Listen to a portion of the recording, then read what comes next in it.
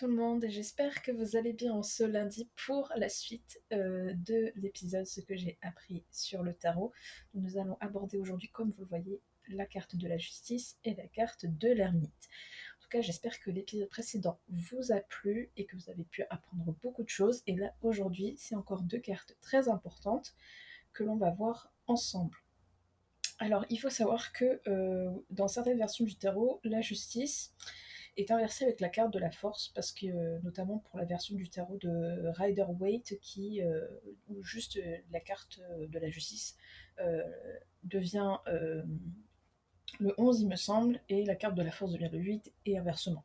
Donc c'est normal, c'est pour certains, si vous avez la version de Rider-Waite, comme beaucoup de cartomanciens ou de tarologues, c'est normal si les chiffres ne sont pas les mêmes, mais voilà. Mais c'est la signification, chacun a la même signification, etc. Mais c'est vrai que après la signification pour le nombre peut-être varier, mais voilà. Mais dans tous les cas, ce n'est pas non plus hyper.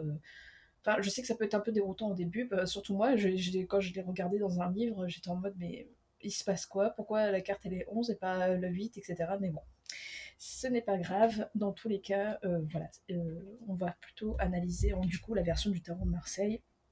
On va rester sur ça dans notre analyse. Et donc, ça sera avec le chiffre 8 de la justice.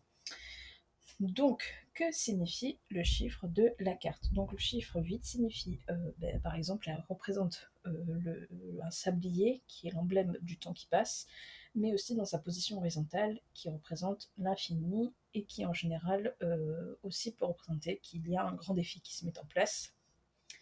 C'est aussi une forme d'équilibre et de régénération périodique qui a pour effet une transformation, et notamment on peut le voir aussi avec le numéro 9 qui signifie la fin d'un cycle, mais ça on le verra plus tard pour la carte de l'ermite. Et donc c'est aussi l'équilibre, car le 8 se forme avec 2 4 qui représentent la stabilité comme on l'avait vu la dernière fois. Donc voilà, donc que signifie le nom de la carte de la justice? Donc le nom de la lame représente la justice en tant que telle, avec une femme sur un trône regardant de face, mais dans la plupart du temps, lorsque l'on voit des statuettes ou etc., ou une image, des fois la justice est représentée avec une femme qui possède un bandeau sur les yeux, qui en fait représente l'impartialité, qui est le fait de ne prendre aucun parti défini en fait. Donc elle porte aussi la balance, qui est l'emblème de l'équilibre entre le bien et le mal, permettant de mesurer le verdict lors d'un jugement. La justice, elle se concentre surtout sur la logique des faits et non des émotions, et elle amène un respect des règles de garantie d'équilibre. Et dans les mythologies, donc il y a la Thémis, déesse grecque de l'ordre et de la justice, mais aussi dans la mythologie égyptienne avec la balance, où l'on pose le cœur du défunt sur un des plateaux qui doit s'équilibrer avec une plume, et si l'âme possède suffisamment de pureté pourra rejoindre l'au-delà souterrain sous l'empire d'Osiris. La justice est représentée par la planète Saturne, qui ramène à la réalité, la rigueur, la discipline et la sévérité. Elle représente aussi le signe de la balance, commençant avec l'équinoxe de l'automne, dont Maban, où le jour et la nuit sont au même niveau, comme pour l'équinoxe du printemps. C'est exactement la même chose pour Ostara. Et il y a aussi l'objet, la balance en tant que telle, ainsi que l'épée, qui représente l'élément air. Et donc, que signifie la carte? Donc, la justice signifie une situation qui va se résoudre, où les erreurs du passé peuvent être redressées. Il y a une sorte aussi de bénéfice d'un système équitable d'honnêteté et de mérite. Il y a aussi le fait de peut-être être le juge de sa propre vie, utiliser sa perspective et intégrité pour prendre les bonnes décisions, ou un roulement qui entre en faveur, et que la justice sera faite et l'ordre rétabli. De façon spirituelle, la justice peut signifier aussi le travail du karma avec les actions et les conséquences. Et donc, que signifie la carte selon la position? Donc, à l'endroit, il représente une assurance dans nos choix et les conséquences, une récompense liée à notre travail, d'une organisation rigoureuse, mais aussi d'un comportement exemplaire que l'on peut avoir, que l'on a pu avoir ces derniers temps, que l'on va avoir aussi. Cela peut aussi signifier dans le domaine sentimental une relation saine, une régularisation officielle avec des démarches, notamment le mariage. Ça peut être aussi un divorce, mais à l'amiable aussi. Ça peut aussi signifier une décision prise de façon juridique dans le rapport sentimental, mais de façon bien, avec la part des choses, avec l'équilibre, le fait de séparer les biens, etc., de façon concrète et de façon saine. Et ça peut aussi signifier l'emprunt et l'adoption.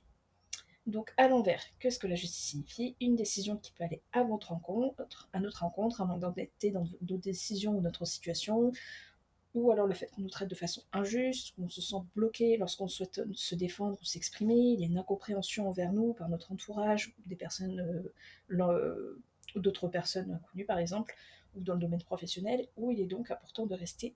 Et donc il est important à ce moment-là de rester ancré en fait sur nos valeurs. Donc c'est pas une prédiction, je sais que des fois ça peut faire peur que lorsqu'on retrouve avec une carte à l'envers qui devient négatif, mais c'est surtout en majorité des messages pour éviter justement ce qui se passe, parce que je l'avais déjà dit aussi, mais c'est très important que vous le preniez en compte et que même moi, hein, je dois retenir aussi, c'est que ce n'est pas une fatalité lorsque l'on se retrouve avec une carte à l'envers qui représente un message négatif.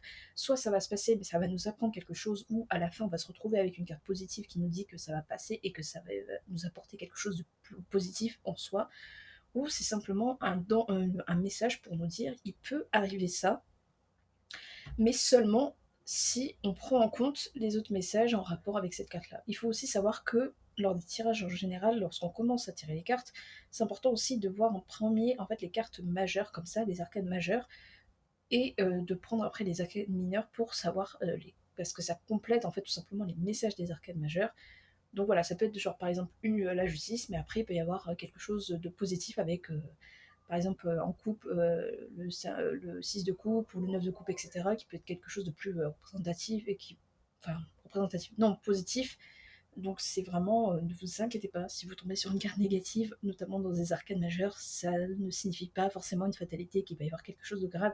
Ça peut arriver, mais j'avoue que moi, en tant que cartomancienne, quand je fais des tirages à des gens, en général, c'est vraiment, je veux vraiment faire en sorte à ce que la personne elle soit vraiment, qu'elle comprenne les messages. Certes, il peut y avoir des choses que je ne vais pas cacher, mais en général, ça arrive à ce que les messages deviennent après positifs parce qu'il y a d'autres cartes qui illustrent que ça va forcément arriver à une fin et que c'est pas quelque chose qui va forcément euh, continuer et être dans le négatif et que la personne elle va vraiment avoir plein de malchance, etc. Non, c'est pas, je ne suis pas là pour ça.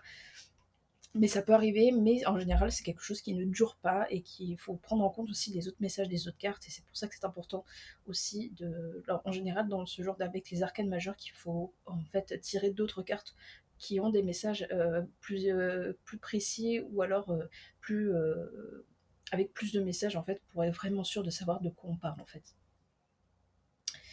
Et donc on passe avec la carte de l'ermite qui se trouve à votre droite. Donc que signifie le chiffre de la carte de l'ermite qui est le 9?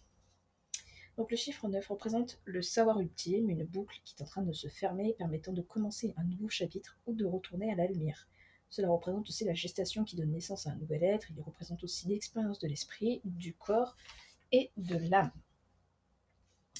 Et donc que signifie le nom de la carte? Donc l'ermite est un homme solitaire et qui voyage seul à la recherche de temps, de silence et de discrétion pour pouvoir penser et former un plan.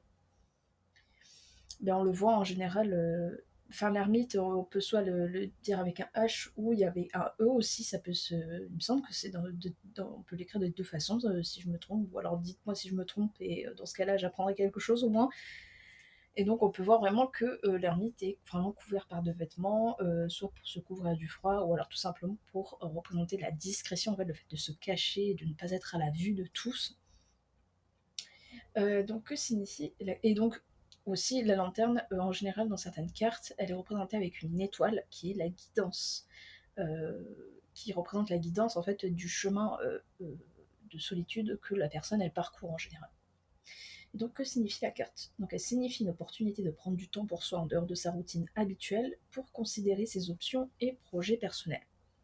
L'ermite permet donc de comprendre lorsqu'il est temps de se retirer du monde, de briser les conventions et de trouver son chemin de vie ou d'âme, et il représente aussi un aspect de guérison de soi-même ou de guérir d'autres personnes. Et, donc, et ça représente aussi que l'on est sur le point de pouvoir, on a des capacités de guider d'autres personnes aussi. Elle est représentée par la planète Saturne, qui est la planète de la maturité, des épreuves, de la quête spirituelle, de la réflexion, de l'analyse, mais aussi de la méditation. Elle est associée au signe de la Vierge ou du Capricorne. Donc c'est pour ça qu'en général, quand on voit des personnes solo dans une montagne qui font de la méditation, bah, c'est un peu ça. C'est un peu cliché, mais c'est une représentation de l'ermitage ou de l'ermite, de se retirer du monde de la société et d'aller dans les montagnes, d'aller Ça peut être aussi dans une jungle, ça peut être peu importe l'endroit, ou alors ça peut être vraiment en plein milieu de la campagne, dans une maison seule. C'est vraiment ce genre de truc-là. Et donc, pardon pour le bruit, je reprends. Donc, que signifie la carte selon sa position? Donc, à l'endroit où vous allez faire vivre une période agréable de solitude pour vous permettre d'être en introspection ou d'approfondir de façon spirituelle un projet que vous avez fait, qui se met en place lentement mais sûrement. Un ralentissement de rythme permet de vous poser, besoin de prendre du recul pour choisir avec précaution les grandes décisions, prendre le temps d'investir dans sa relation ou de travailler sur la relation avec vous-même. Et un guide peut aussi, signifier qu'un guide peut vous apporter de l'aide dans la recherche de travail ou tout ce qui est en lien avec l'argent, mais ça peut être aussi spirituellement de faire une retraite et de rencontrer quelqu'un qui nous enseigne tout simplement les étapes spirituelles pour arriver à un grand savoir et de gagner et d'approfondir en fait tout simplement son état, son âme ou son état de soi en soi. Donc à l'envers, qu'est-ce que ça signifie? Donc le blocage, un blocage qui se renforce, une sensation de fatigue ou de lassitude, un sentiment de solitude et de ne pas être soutenu, comportement de... On peut aussi avoir le fait d'avoir un comportement de victime dont on a mal à laisser partir par habitude ou entêtement. Et donc ce qui fait que on s'isole en fait par nous-mêmes à cause de ça.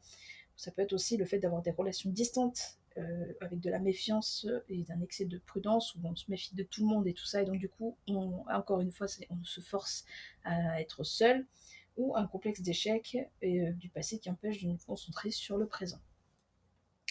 Donc voilà pour l'analyse de ces deux cartes. J'espère que vous avez appris pas mal de choses. Même moi, même si j'ai étudié il y a quand même assez longtemps, même si j'ai repris la formation de tarot, etc., même si je connaissais déjà les cartes de tarot avant, c'est vrai que ça me fait du bien de pouvoir reprendre et faire des recherches sur ça parce qu'on en apprend toujours plus et on en apprend encore tous les jours, même si on pense qu'on connaît déjà bien certaines choses, on arrive toujours à apprendre de nouvelles choses.